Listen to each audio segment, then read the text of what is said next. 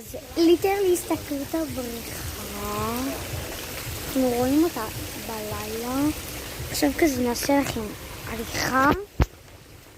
אתם מבינים, אנחנו רוצים ללכת לטיילת, וזה בדיוק הטיילת נמצאת בבריכה כאילו, אבל אנחנו צריכים, וואו, איזה נדיר.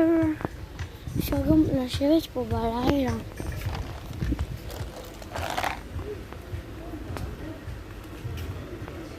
וואו.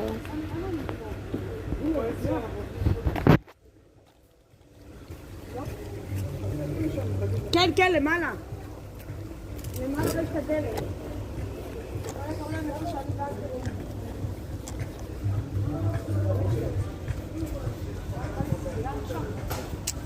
אוי, תקשיבו, ויש אור במים בטבע. הנה. וואו.